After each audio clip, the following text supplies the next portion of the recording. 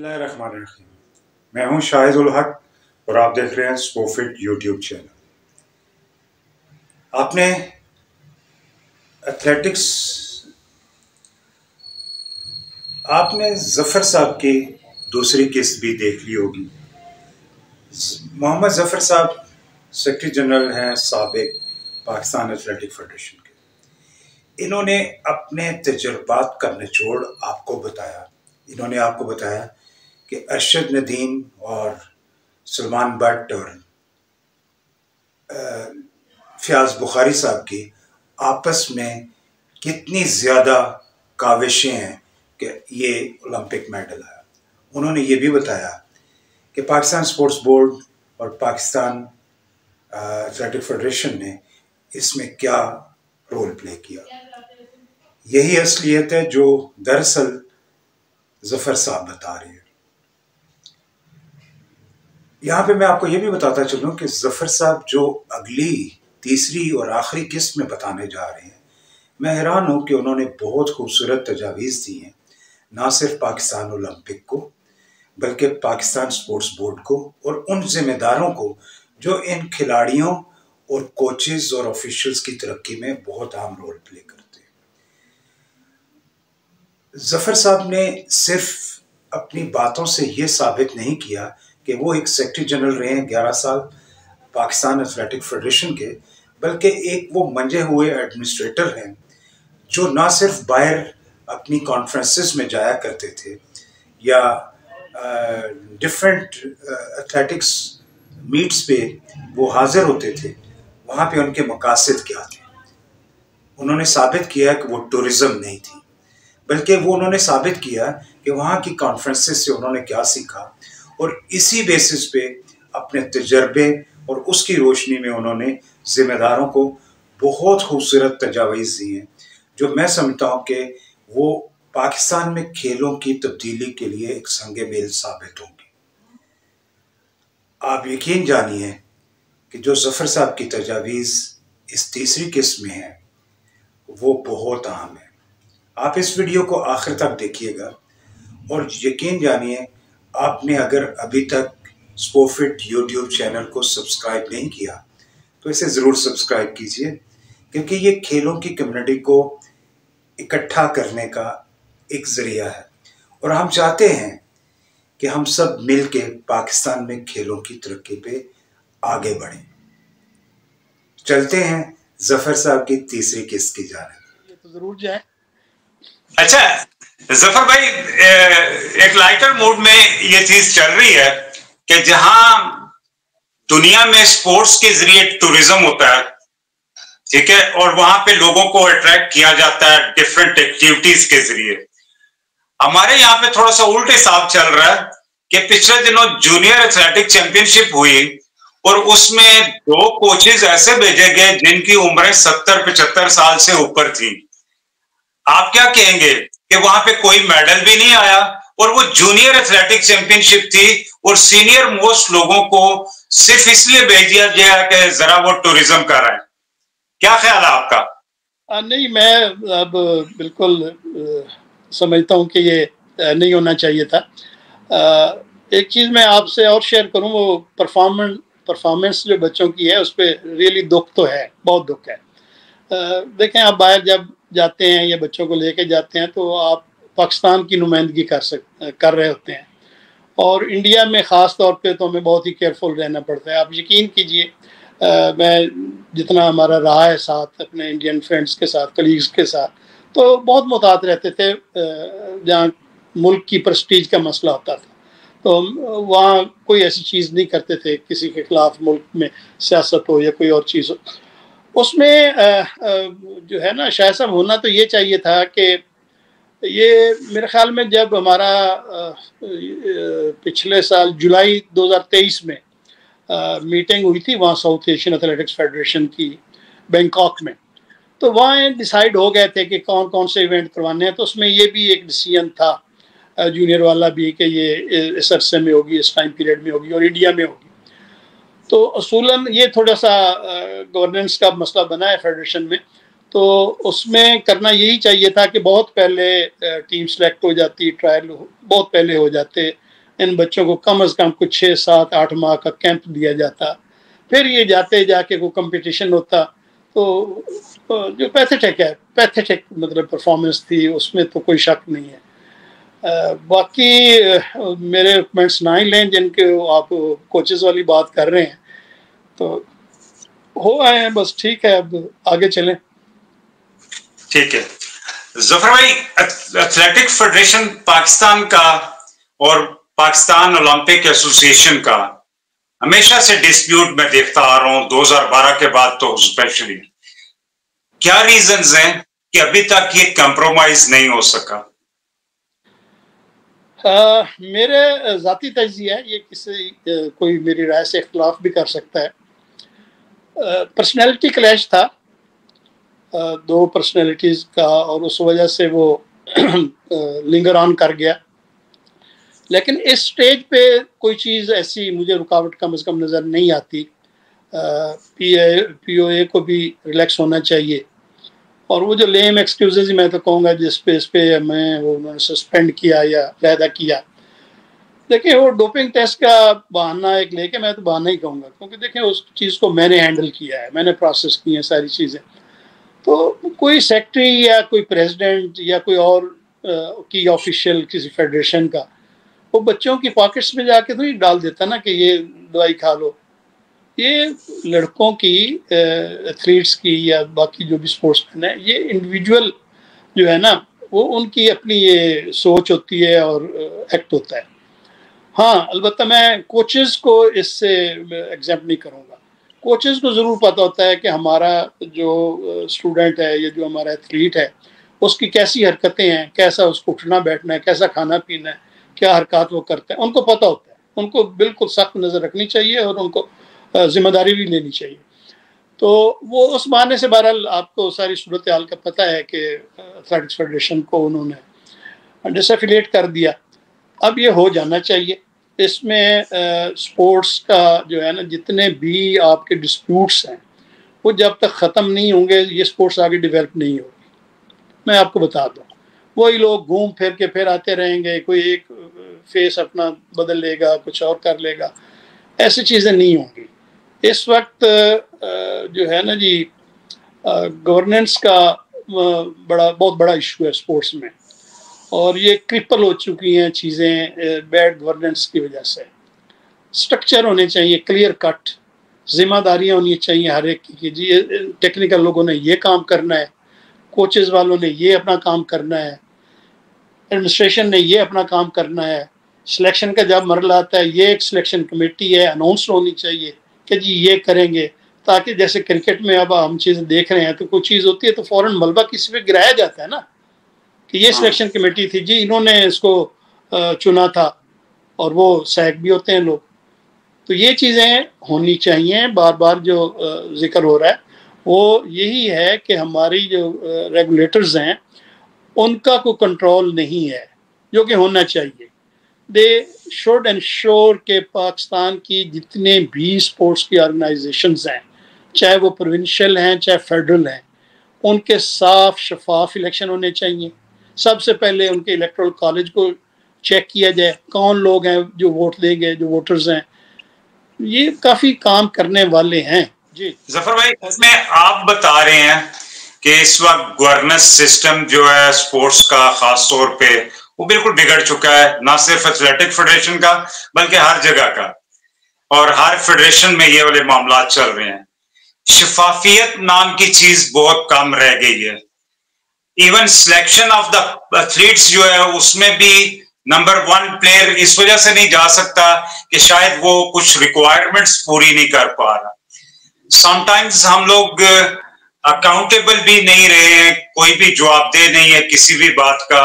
अगर जैसे हम आपको लिखा करते थे कोई चीज तो आप हमें जवाब दिया करते थे या फोन करके बता दिया करते थे, लेकिन अब कम से कम मैं 10-12 दफा कॉल्स कर चुका हूं और बहुत दफा जो है ना मैं अपने व्हाट्सएप पे मैसेजेस भेज चुका हूं, लेकिन पाकिस्तान एथलेटिक फेडरेशन से कोई भी जवाब नहीं दे रहा। और यही वजह है कि मैं समझ रहा हूं कि आपके जो एक्सपर्ट्स थे वो भी आप फेडरेशन से दूर जा चुके हुए हैं, जिन लोगों की एक्सपर्टीज की आप बात करते हैं आपसे बहुत दूर है, मीन्स आपसे नहीं, पाकिस्तान एथलेटिक फेडरेशन से वो दूरियों पे है इस वक्त। वो मैं देख रहा हूं कि किसी भी जो इवेंट होता है उसमें वो लोग नजर नहीं आते हैं। जैसे आपने राना नसरुल्लाह की बात की या तारिक सिद्धू साहब की बात करते हैं या किसी 2-3 और लोग हैं जिनको मैं समझ रहा हूं कि वो पैसे हो चुके हुए हैं, शायद उन्हें मुअत्तल भी नहीं किया गया और ना ही उन्हें कोई नोटिस दिया गया, लेकिन हालात ऐसे पैदा कर दिए गए कि एक शरीफ आदमी आपकी तरह साइड पे हो जाता है। और इसी तरीके से मुझे ये बताएंगे आपके इस वक्त पाकिस्तान एथलेटिक फेडरेशन, जिसमें सबसे बढ़ के जो चीज मैं समझता हूं कि यू कैन से कि इसमें आ चुकी हुई है, वो सबसे बड़ा वायरस ये है कि कुछ दोस्त और कुछ रिलेटिव्स बीच में शामिल हो गए, जिसकी वजह से पाकिस्तान की एथलेटिक्स को बहुत बड़ा नुकसान हो रहा है। और यही वजह है कि पहले टीओए की ग्रुपिंग की वजह से बहुत सारे लोग डिवाइड हुए और छोड़ के चले गए। किसी पे फेडरेशन ने शक किया और किसी में ऐसा हुआ कि उसने अपने आप को शो किया कि वो दूसरे के साथ है। तो चंद लोगों का जो एक्सपर्ट्स का इज्तिमा था पाकिस्तान एथलेटिक फेडरेशन में, वो बिखर के रह गया हुआ है और अब मजीद बिखर रहा है। तो इसको कैसे समेटा जाएगा? ग्राउंड रियलिटी की आप बात कर रहे हैं शाहिद साहब, मैं अप्रिशिएट करता हूं कि आपने इस पहलू पे नज़र रखी हुई है। मुझे भी दुख होता है, तकलीफ होती है। असल चीज़ ये है कि लोगों को जोड़ने की कोशिश करनी चाहिए, तोड़ने की नहीं। लोगों को धुतकारना नहीं चाहिए कि जय हमें क्या फ़र्क पड़ता है, ये है वो। फ़र्क पड़ता है। वो कहा जाता है ना कि कोई नो वन इज़ इंडिस्पेंसेबल। मैं कहता हूँ कि नहीं, इंडिस्पेंसेबल तो नहीं है, लेकिन डेंट ज़रूर पड़ जाता है और डेंट नहीं पड़ने चाहिए। कोशिश ये करनी चाहिए कि आप अपने जो हामी हैं, मददगार हैं, दोस्त हैं, उनमें इजाफा करें, ना कि उनमें आप कमी करते जाएं। तो जो आपका इशारा है जिस तरफ, वो ऐसे ही होता है। देखें ना, एथलेटिक्स किसी की भी स्वयं हमारे चंद उन दोस्तों की जो ज़ाहिर है कि उनका प्रोफेशन ही यही है, जैसे कोचेज़ होते हैं, ज़ाहिर है कि उन्होंने रोटी रोज़ी का भी करना है और अपने ड्यूटी भी निभानी है। लेकिन बाकी जो लोग हैं उनकी ब्रेड एंड बटर एथलेटिक्स तो नहीं है ना। उनको क्या चाहिए? उनको सिर्फ एक रिस्पेक्ट चाहिए, इज्जत चाहिए, उनको अपना एक मकाम चाहिए। तो जब वो चीज़ लैक करेगी किसी भी फेडरेशन में, मैं कोई इंडिविजुअल एथलेटिक्स की नहीं बात कर रहा, तो वो लोग ज़ाहिर है कहेंगे कि यार हमें क्या इस मतलब ज़रूर इसमें रहना है, एक साइड पे हो जाओ। तो ये डेंट पड़े हैं बिल्कुल। मैं भी देख रहा हूँ कि हमारे इलेक्शन के बाद जो भी 1-2 इवेंट हुए हैं, तो उसमें जिन लोगों को होना चाहिए था, जिन लोगों को ऑर्गेनाइज करना चाहिए था, जिन लोगों ने हमेशा हमें कामयाब कराया, उन देखें सेक्रेटरी, प्रेसिडेंट या कोई और जो फेडरेशन का ऑफिशियल है, वो खुद तो नहीं कर रहा होता ना काम, वो तो एक अच्छे मैनेजर की तरह काम करवा रहा होता है। तो काम लेना जो है वो करने से ज़्यादा मुश्किल है। आप शायद आप खुद एक काम कर रहे हैं, आपके लिए बड़ा आसान है, लेकिन यही काम आप किसी और को कहोगे कि यार ये करो, तो आप खप जाएंगे कि यार क्या मैं एक दफ़ा कहता हूँ ऐसे करो ऐसे करो, तो इसलिए इट्स मोर डिफ़िकल्ट। तो होना ये चाहिए कि लोगों को मिलाना चाहिए, लोगों को अट्रैक्ट करना चाहिए, अपनी तरफ खींचना चाहिए। तो ये it's sad part of the story कि इस तरह चीज़ें हो रही हैं, नहीं होनी चाहिए। बाकी जो आपका शिकवा है जवाब ना देने वाला, तो ये भी ठीक नहीं है। मैं यकीन कीजिए, मुझे रात के 12 बजे भी अगर कोई हमारा जर्नलिस्ट दोस्त फ़ोन करता था तो मैंने कभी बुरा नहीं मनाया कि यार ये कौन सा टाइम है, अब इस वक्त जो भी होता था मैं हेल्प करता था। बात बड़ी छोटी छोटी चीज़ें होती थी, लेकिन अल्लाह का शुक्र है, अल्लाह ने इतनी हम्बलनेस दी हुई है कि कोई और महसूस नहीं करता था, जो किसी की जिस तरह की रिक्वायरमेंट होती थी वो पूरी कर देते थे। तो चलते गए। जफर भाई, इस वक्त एथलेटिक कम्युनिटी को खास तौर पे और ओवरऑल स्पोर्ट्स को क्या मैसेज देना चाहेंगे? मैं तो मेरा जो फोकस है ना जी वो आजकल कहते हैं ना कि बहुत मशरूम की तरह हमारे ये स्पोर्ट्स के ग्रुप भी बन गए हैं, तो मैं भी ऑलमोस्ट मेहरबानों ने सारों ने मुझे भी उसमें शामिल किया। मैं बातें सुनता रहता हूँ, पढ़ता रहता हूँ, देखता रहता हूँ। एक मुझे उसमें पॉजिटिव पहलू नज़र आया है। पॉजिटिव पहलू ये है कि लोग जो है ना जी अब वो बड़े कॉन्शियस हो गए हैं, उनमें अवेयरनेस बहुत आ गई है। वो खोज लगा लेते हैं, जहाँ कोई गलत काम हो रहा है ना तो वो उसको फ़ौरन हाईलाइट भी करते हैं। अभी पिछले दिनों ये जो डिबेट चली है, यकीन कीजिए मैं तो बड़ा हैरान हुआ कि इन लोगों को इस कदर डिटेल्स का पता है, इतनी छोटी छोटी चीज़ों का पता है, और ये वो नक्श निकाल रहे हैं, आप बता रहे हैं। तो एक तो ये अच्छी चीज़ है कि बात को सुना जाए हर लेवल पे, जो भी इसके हैं लोग मेंबर्स हैं मुख्तलिफ स्पोर्ट्स ग्रुप पे, ना सिर्फ सुना जाए बल्कि जिनका दायरा इख्तियार है वो बगैर अपने उसको समझे कि इसमें हमारी तौहीन होगी या बेइज्जती होगी, रेटिफाई करनी चाहिए चीज़ें। अभी ये जो आपने एक टीम का ही मेरे साथ बात की है, मैं कहता हूँ कि वाकई जो लोग जिम्मेदार हैं दे शुड बी पेनलाइज्ड, उन्हें पनिशमेंट देनी चाहिए कि भाई वहाँ जब आपको पता था कि ये स्टैंडर्ड है तो आपने खामखा उनकी इज्जत भी उछाल दी। जो लोग बच्ची गई है उसकी वालदा की, फेडरेशन को भी बदनाम किया, डिफेम किया। वाई आपने क्यों भेजा उसको? आप कह देते कि नहीं जी ये उस स्टैंडर्ड को मीट भी तो नहीं करती, ये बंदा को छोटा करे बात या बड़ी बात करे तो सही बात है, दैट शुड बी रेटिफाइड। तो ये मैं तो बड़ा मुतासर हूँ, ये लड़के जो हैं मुख्तलिफ बातें करते हैं, हाईलाइट करते हैं, और फिर मुझे हंसी भी आती है कि उसमें कोई जो जिम्मेदार स्पोक्समैन होना चाहिए वो तो सामने नहीं आता, कुछ और लोगों को डाल दिया जाता है या वो बयानबाजी कर देते हैं और वो इतना काम ख़राब कर जाते हैं कि वो पहले से भी जो है ना मतलब और सिचुएशन होती है। दूसरी चीज़ मैं ये कहूँगा फेडरेशंस को या ऑर्गेनाइजेशंस जितनी भी स्पोर्ट्स के, कि खुदा के लिए यार ये ख्याल करें, इज़्ज़त के साथ रहें और इज़्ज़त के साथ ही चले जाएं। अपने आप को मत लटकाए रखें कि कोई और आप से आके कहे कि भाई सीट खाली करो। ये हुआ है ना रिसेंटली, 2-3 जो फेडरेशंस थी उनके लोगों को हटाया गया ना अल्टीमेटली। वाई खुद ही बंदा ठीक है समझ जाए कि बहुत हो गया। तीसरी चीज़ जो मैं बात करूँगा वो दोबारा मैं तो ये कहूँगा शायद साहब, जब तक हमारे सिस्टम्स कोई नहीं डेवलप होते ना हम ऐसे टाटमिटोइयाँ मारते रहेंगे, कुछ भी नहीं होगा।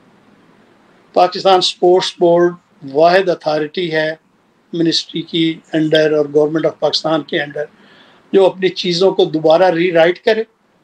ये स्पोर्ट्स पॉलिसी जो है ये सदियों से फिर पेंडिंग हुई जा रही है। भाई क्लियर कट करें, यूनिफॉर्म पॉलिसी बनाएं, सारी ऑर्गेनाइजेशन सारी एसोसिएशंस उसको फॉलो करें, इम्प्लीमेंट करवाएं। जो डिफ़ॉल्ट करती है उसको सज़ा दें, उसको फारिग करें, तब जाके हम सुधरेंगे। Thank you very much Zafar भाई, बहुत शुक्रिया आपका। और आपने इतना कीमती वक्त मुझे दिया और हम लोग इसे कंक्लूड कर दिया हम लोगों ने तकरीबन। शाह साहब आपका भी शुक्रिया, लेकिन आपका जो इसरार था मेरे साथ बड़े अरसे से, वो मैं अपनी कमिटमेंट को करना चाहता था पूरी, वरना यकीन कीजिए कि आप जैसे बहुत ज़्यादा मेहरबान जो हैं जर्नलिस्ट वो मेरे पीछे लग गए जी। जिस दिन मैं इलेक्शन मीटिंग अपनी करवा के 2023 में घर आ रहा था, अब यकीन कीजिए गाड़ी में फ़ोन घर में आके, और उनका सवाल एक ही होता था, तो शुक्र है कि आपने नहीं किया आज। वो ये कह रहे थे कि आप ये बताएं कि आप इतना अरसा सेक्रेटरी रहे हैं और आप ये जो नई कैबिनेट आज अनाउंस हुई है आप इसमें क्यों नहीं है।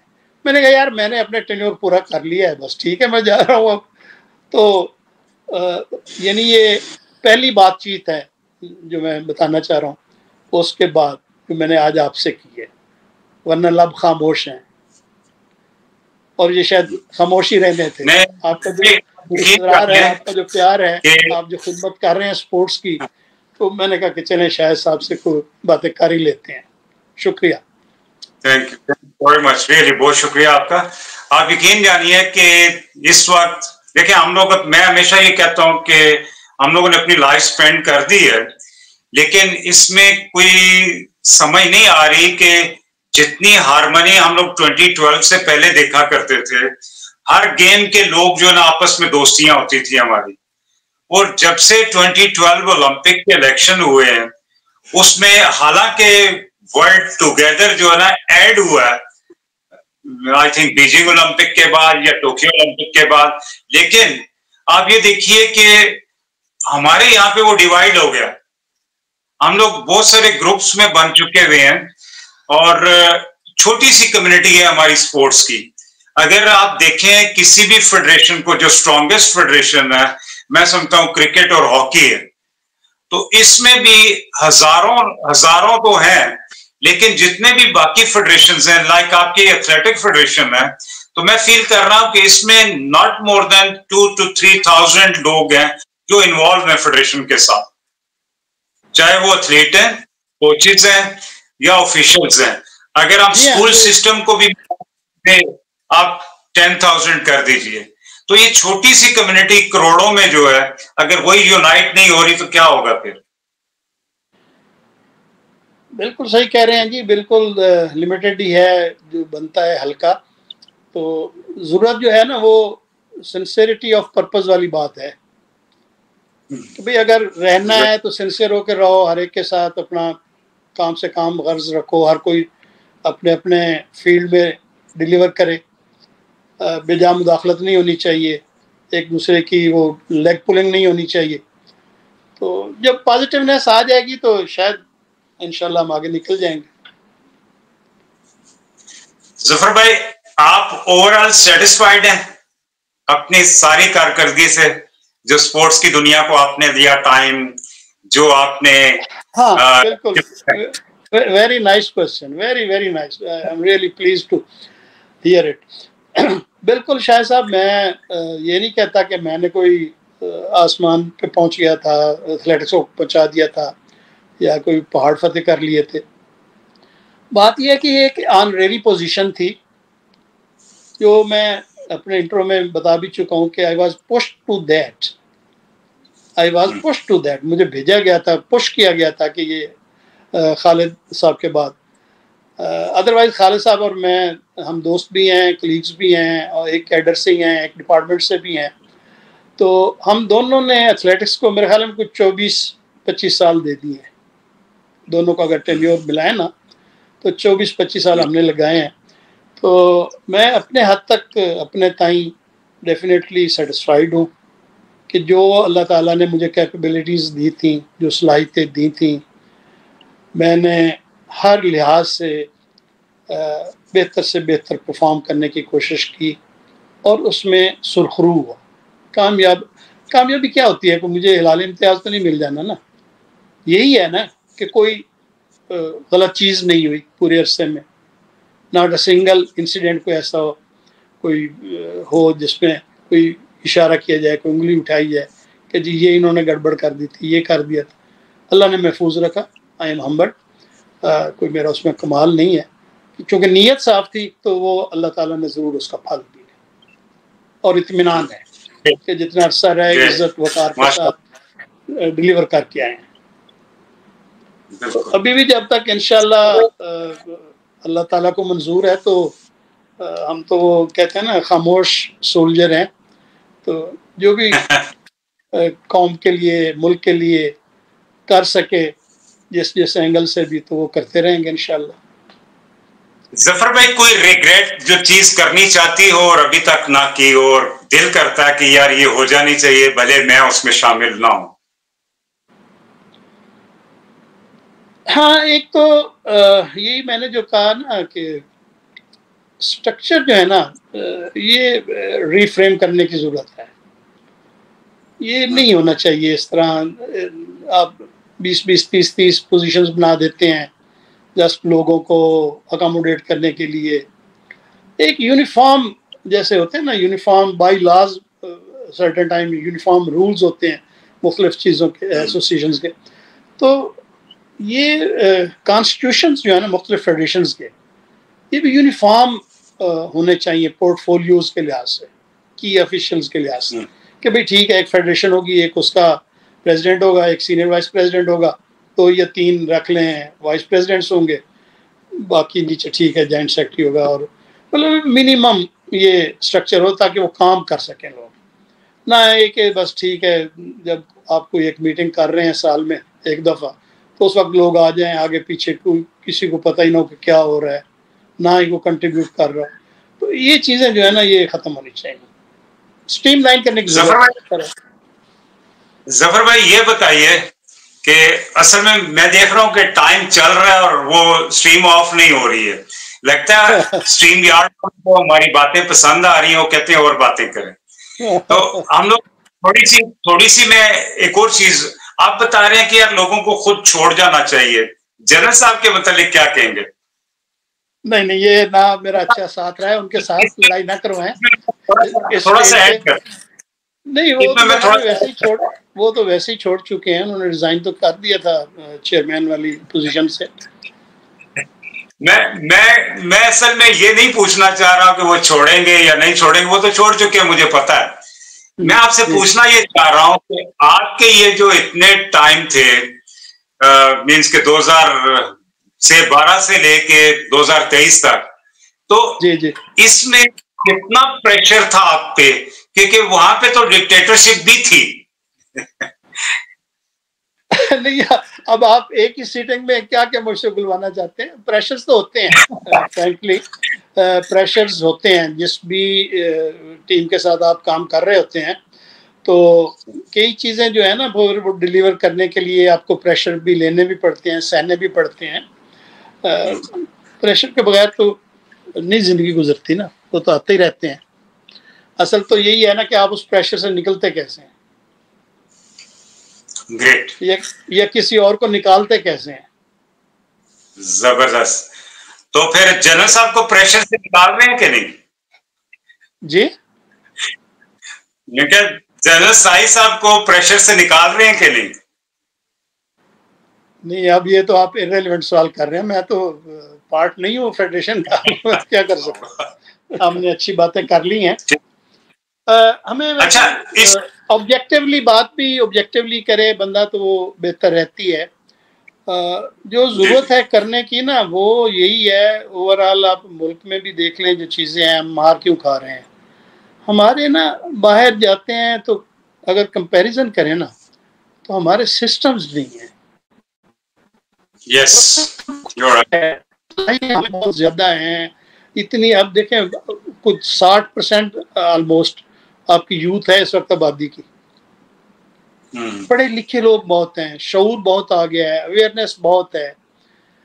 उनको कोई मतलब कहते हैं ना राइट ट्रैक पे नहीं डाला जा रहा, डायरेक्शन नहीं दी जा रही, डायरेक्शन लेफ्ट हैं लोग। और बहुत खराफात हैं, झूठ है, दगाबाजी है, छोटी छोटी चीज़ों में फ्रॉड है, बेईमानी है, रिश्वतखोरी है। हमें इन चीज़ों से ना वो जो सोशल इविल्स है ना, ये सोशल इविल्स को ख़त्म करने की कोशिश करनी चाहिए। ग्रेट। डू यू थिंक कि स्पोर्ट्स जो इसमें बड़ा अच्छा रोल प्ले कर सकता है? बहुत ज़्यादा कर सकता है। मैं सिर्फ बशर्ते के इसमें अब देखें ना, आप एक छोटी सी मिसाल ले लें। सबसे ज़्यादा बच्चे मुतासिर किससे होते हैं? घर में पेरेंट्स से, स्कूल में अपने टीचर से, और अगर कोई स्पोर्ट्समैन है तो अपने कोच से।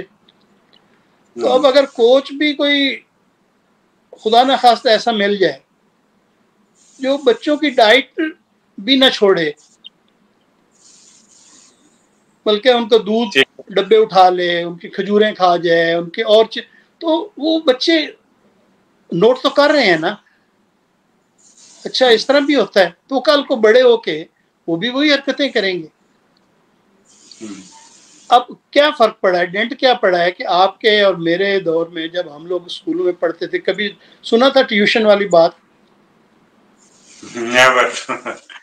बुरा समझा जाता था। एक्स्ट्रा टाइम देते थे जी टीचर्स, एक्स्ट्रा टाइम। मैं बिल्कुल वो जो कहते हैं ना रवायती स्कूलों से पढ़ के आया हुआ हूँ। प्राइमरी तक मेरा एक स्कूल था, फिर मिडिल एक स्कूल था, फिर हाई स्कूल तक पहुँचे, फिर कॉलेजों में पहुँचे, फिर यूनिवर्सिटी में पहुँचे, स्टेप वाइज। तो मुझे अच्छी तरह याद है कि वो लोग जब, और सारे बोर्ड के इम्तहान होते थे, 5वीं का भी, 8वीं का भी, 10वीं का भी, ये सारे बोर्ड के इम्तहान ही हमने पास किए दिए। टीचर जो होते थे वो एक्स्ट्रा टाइम अपना देते थे बच्चों को। कोई कंसेप्ट नहीं था कि मेरे घर आ जाना, पढ़ना ट्यूशन में, ये कोई चीज़ नहीं थी। सो मच सो कॉलेज में हम हॉस्टल में रहते थे, ये कोई 78 की बात मैं आपसे शेयर कर रहा हूँ। तो वहाँ हमारे एक इंग्लिश के उस्ताद भी रहते थे, तो उनके पास प्राइवेट लोग आते थे, 1-2 बच्चे पढ़ने के लिए। तो उन्होंने हमें क्या कहा, एक दिन मुझे कहा, जफर वो ना मेरे पास 2-1 बंदे आते हैं पढ़ने के लिए, बच्चे आते हैं बाहर से, तो आप लोग हॉस्टल में ही रहते हो, मैं भी हॉस्टल में ही रहता हूँ, तो आप लोग भी आके उनके साथ पढ़ लिया करो। अब है ये जज्बा। अब तो हमारे सर ना वो टीचर है, ना वो टीचर रहे, ना वो शागिर्द रहे, और ये अलमिया है कि हर फील्ड में ही ऐसा ही हो रहा है। वो आगे तक ना अब कोचेस ले लें। यकीनन आपने इन तीनों किस्तों को देख लिया होगा, पहली किस्त, दूसरी किस्त और तीसरी किस्त। ये तीनों ही एथलेटिक्स की तरक्की में बहुत अहम रोल प्ले कर सकती हैं, एथलेटिक्स के लोगों को यूनाइट कर सकती हैं। और मुझे यकीन है कि ज़फ़र साहब की दानाई और ज़फ़र साहब की जो तजावीज़ हैं, इन पे ज़रूर हुकूमत वक्त और ज़िम्मेदारान तवज्जो देंगे, क्योंकि ये बेहतरीन तरीन तजावीज़ हैं जो मुख्तलिफ तरीक़ों से पहले भी आ चुकी हैं।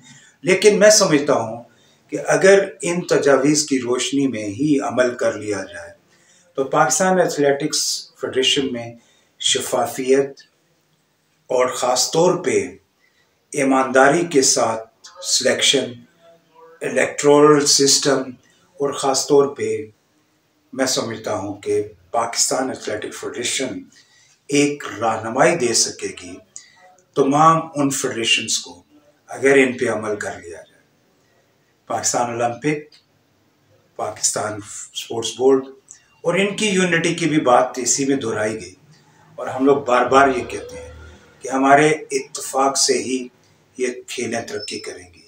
इस निज़ाम को निज़ाम बनाने ही से खेलें तरक्की करेंगी, और अगर ये खेल तरक्की करेंगे तो मैं गारंटी देता हूँ कि पाकिस्तान की एथलेटिक्स और पाकिस्तान की तमाम स्पोर्ट्स यूँ रेस करेंगी, और इस रेस करने से पाकिस्तान का झंडा रेज होगा। और जब झंडा रेज होता है तो आपको पता है कि हमारे दिलों पे क्या गुजरती है। जुड़े रहें, together we will stand for Pakistani sports. Allah हाफिज़।